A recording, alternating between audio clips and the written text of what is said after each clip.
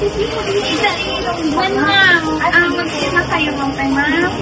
So, kayo na tabi tayo ma'am. Good morning, Mrs. Raman.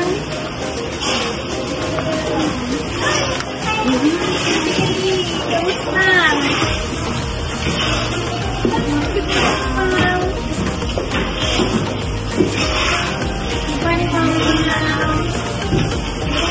Wala sa bigay ito magsabaw.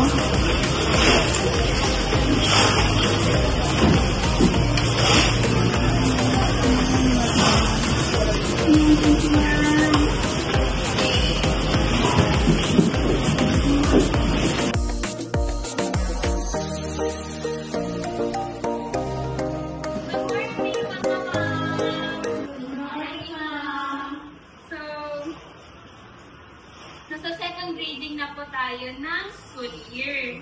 So, marami po tayong pag-uusapan ngayon, hindi lang sa mga kailangan po ng mga bata dito sa classroom, yung mga needs po nila. So, ang tinulong tayo at tamang andam. So, Miss Beharin, mabalin na si Katima pa, yung payers. So, good morning. Dapat na si Panagtapel tayo amin.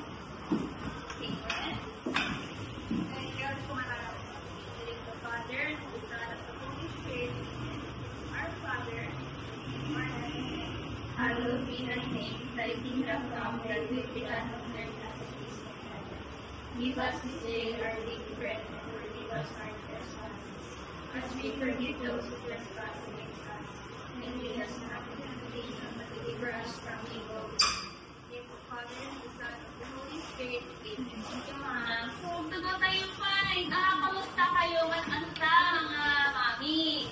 Okay, ma'am. So, at po, may mga concern lang po kami dito sa classroom natin.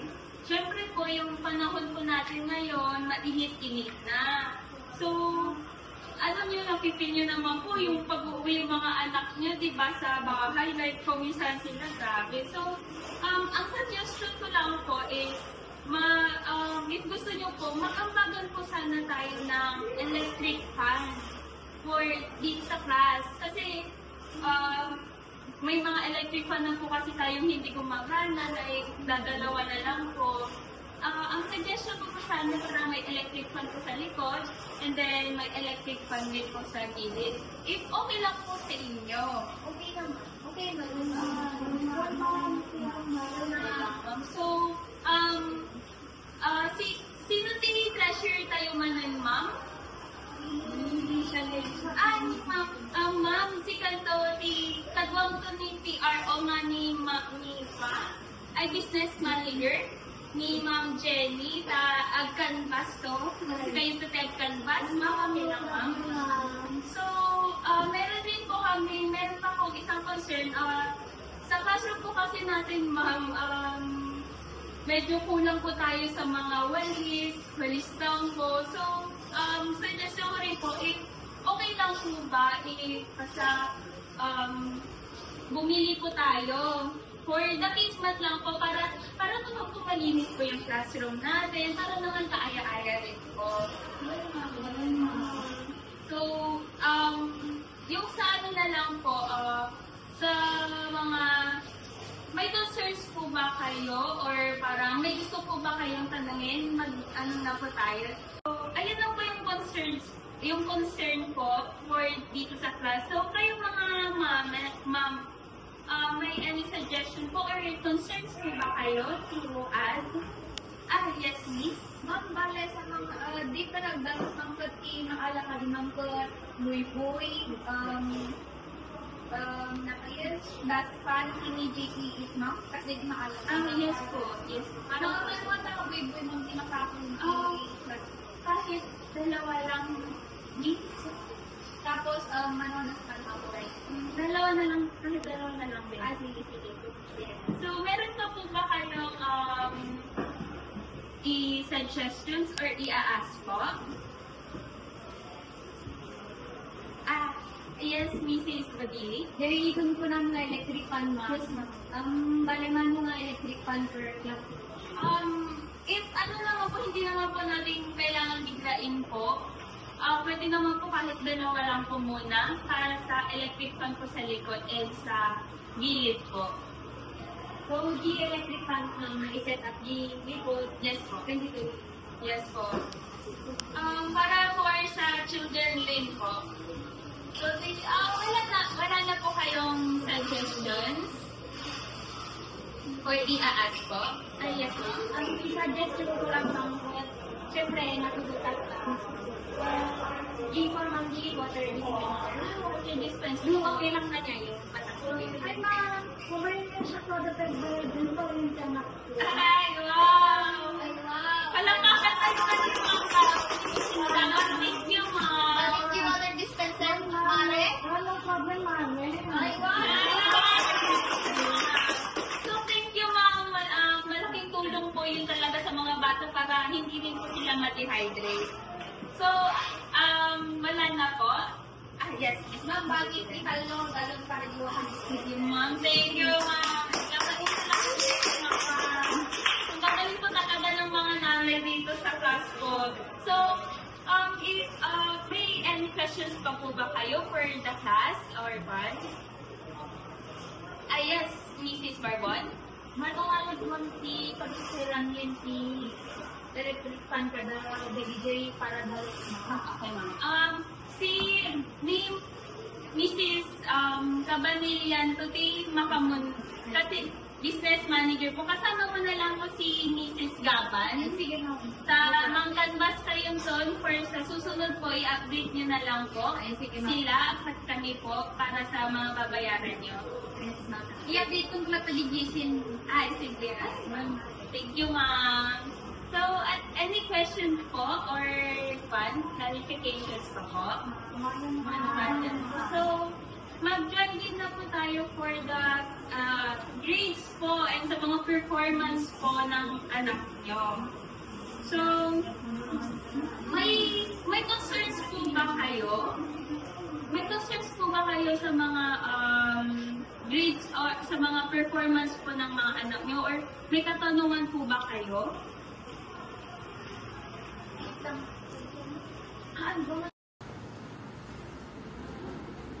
So, good morning mga ma'am! Good morning ma'am! Nakita ulit tayo ngayong second sem. So, meron po tayong PTA meeting ngayon dahil may agenda po tayo which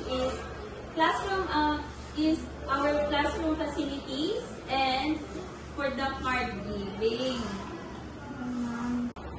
So, dive in tayo para di card giving mga ma'am. So, may question po ba kayo or clarifications na parang gustong itanong? Para sa... yes ma'am, Mrs. Daniel. Ma'am, sigurado naman mo, sumusunod mo lang di anak ko, ma'am. Di anak mo, ni Juan, ni Danilo. Well, ma'am, sumusunod na layan so na, ma'am. Pagkakapagkag ito kaan, ma'am. Well, ma'am, active man lang so na, ma'am. Kaya tanayan niya sumusunod, ma'am. Thank you, ma'am. Sige, ma'am, mata po ba? Tias yung para nagiging opinion po. Mrs. Pagkisan? Ma'am, ano ba gusto lang di anak ko, ma'am? Ni Kate, ma'am? Kung ma'am, makasusurot mo ma'am, so na, hindi naman nagpapasa naman po siya ng mga projects niya. So, meron po tayong PTA meeting ngayon dahil may agenda po tayo which is our classroom facilities and for the card giving. So, dive in tayo para di card giving mga ma'am. So, may question po ba kayo or clarifications na parang gustong itanong? Para sa... yes ma'am, Mrs. Daniel. Ma'am, sigurado naman mo, sumusunod mo lang di anak ko, ma'am. Di anak mo, ni Juan, ni Danilo. Well, ma'am, sumusunod na layan so na, ma'am. Pagkakapagkag ito kaan, ma'am. Well, ma'am, active man lang so na, ma'am. Kaya tanayan niya sumusunod, ma'am. Thank you, ma'am. Sige, ma'am, mata po ba? Tias yung para nagiging opinion po. Mrs. Pagkisan?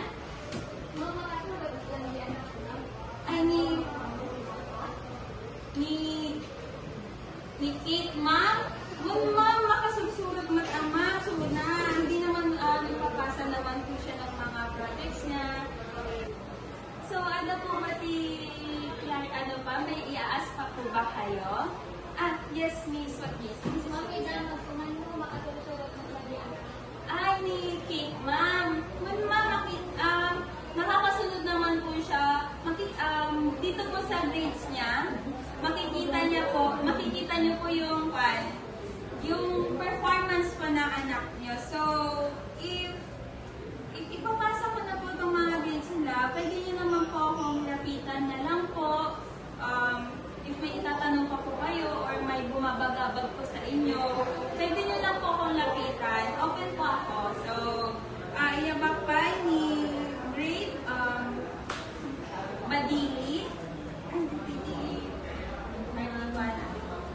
Barbon,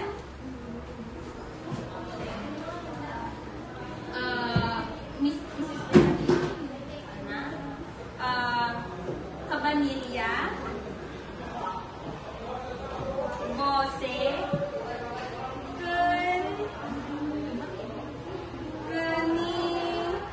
Gaban, tapos Pagbisan. So, if may itatanong po kayo sa mga grades po ng anak nyo, lapit lang po kayo sa akin, wag po kayong mahihiya po. So, thank you, ma'am.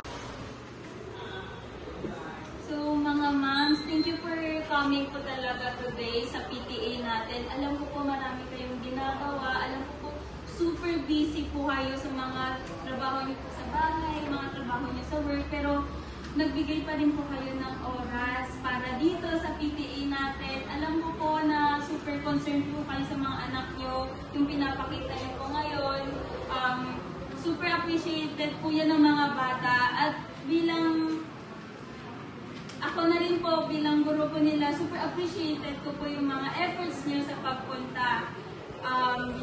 Hindi lang po bilang teacher nila, bilang parang isang ina na po nila. So, thank you po talaga sa mga efforts niyo ngayon, sa mga biyaya na binibigay niyo po ngayon. Sana po, ipagpatuloy po natin yung pagtulong-tulong para po sa mga bata, para po dito sa classroom natin, para sa pagkaunlad ng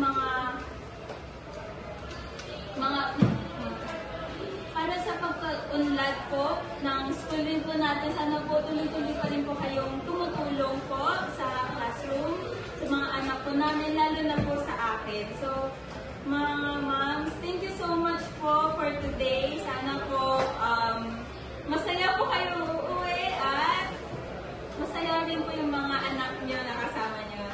Salamat, moms!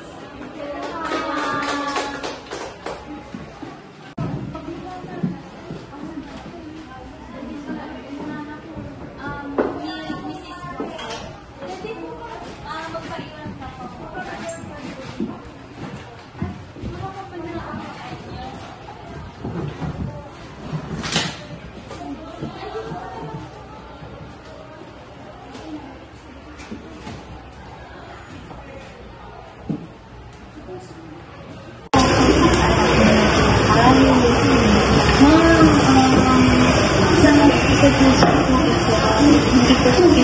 you.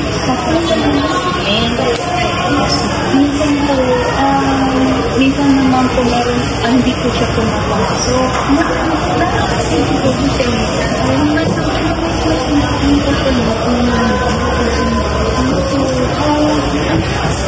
Minsan po kasi patag po siya sa klase ko, kaya napapaisip ko kung bakit po siya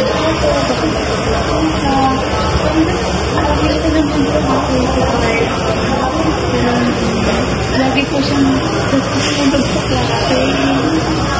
Pag hindi po siya absent, nakapatulog po siya sa klase. Nangyayari. I-ask ko na lang po. May po ba siya matutulog tuwing gabi?